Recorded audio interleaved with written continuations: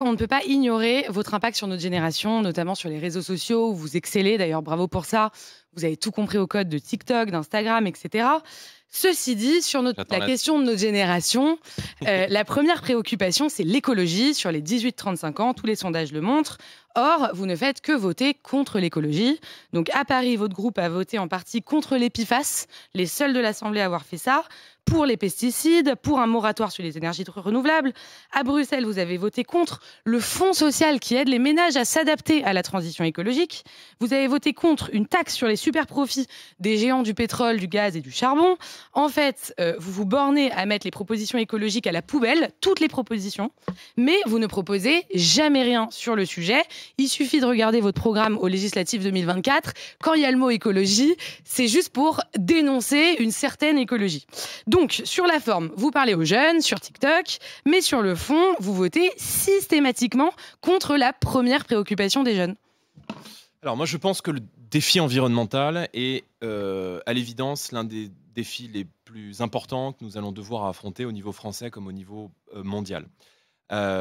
J'aimerais d'abord rappeler un chiffre.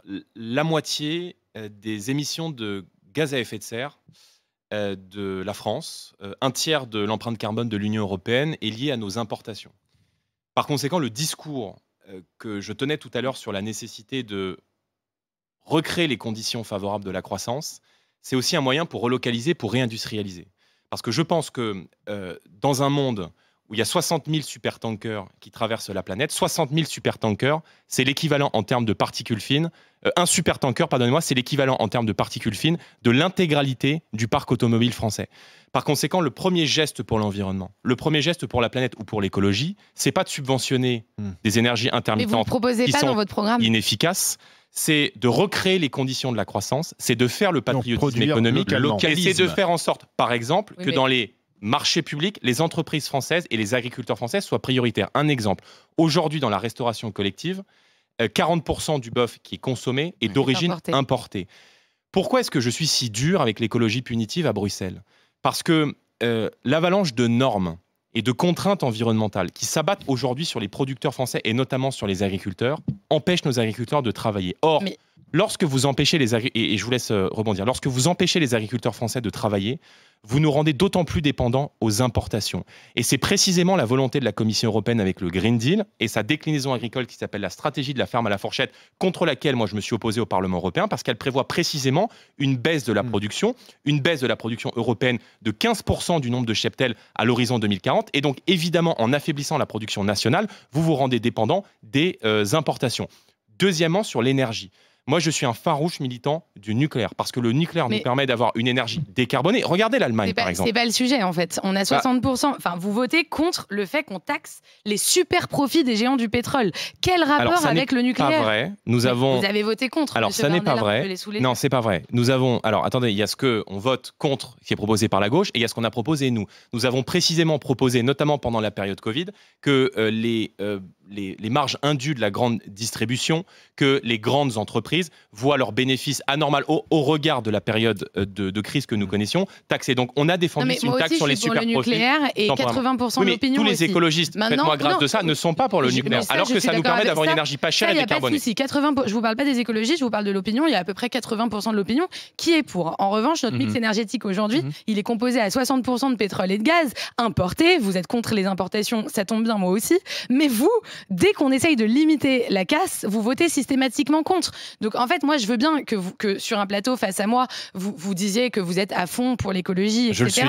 Mais en fait, tout ce que vous publiez, et vraiment, j'ai préparé l'émission en regardant tous vos votes à Bruxelles, tous vos votes à Paris et tous vos derniers programmes, 2022 et 2024, vous êtes intégralement contre. Ça n'est pas vrai.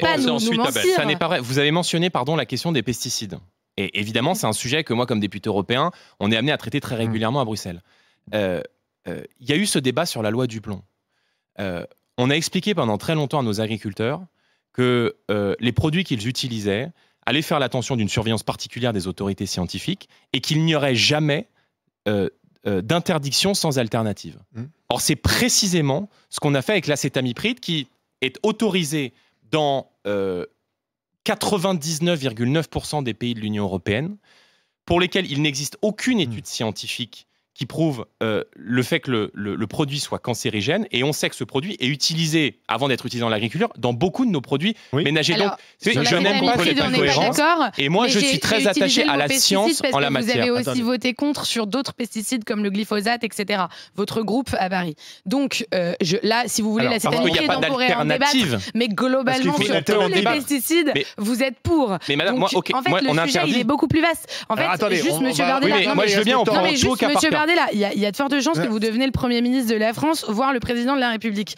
Moi, je n'ai qu'un enjeu à cœur, c'est qu'on ait des gens qui arrêtent de nous raconter n'importe quoi, des fumisteries sur l'écologie. Et là, il est juste temps d'assumer que derrière vos TikTok fort sympathiques, vous ne parlez pas à notre génération, vu que l'enjeu de notre génération, c'est ça, c'est la transition écologique. Je pense qu'il y a beaucoup de... notre génération... Notre génération... On va écouter Abel ensuite. Il y a une partie qui vote pour la gauche, et il y a une partie qui vote pour le Rassemblement national.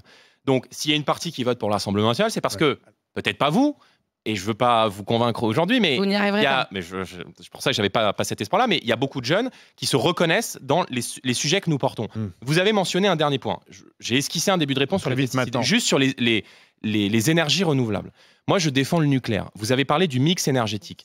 Je veux dire, quand, depuis des années, on sursubventionne des énergies éoliennes qui sont catastrophiques pour nos paysages, qui tournent 25% du temps, qui ne permettent pas à l'énergie d'être stockée, qui doivent être bradées à bas coût, et qui a besoin de gaz, notamment pour compenser les périodes où les éoliennes ne tournent pas, plus vous allez mettre d'éoliennes, plus vous allez vous rendre dépendant au gaz. Et je pense que la seule énergie, et c'est précisément un atout français, qui pourrait nous permettre d'avoir une énergie quasiment décarbonée, qui pourrait nous permettre de faire des progrès considérables, et en même temps de faire baisser les factures des Français et des entreprises, pardon, mais c'est le nucléaire. Donc, le nucléaire, pas d'interdiction de produits phyto et de pesticides s'il n'y a pas d'alternative. On rapatrie la production de tout ce qui est raisonnablement possible de produire. Je pense que c'est le socle d'une politique ambitieuse pour la planète et pour l'écologie.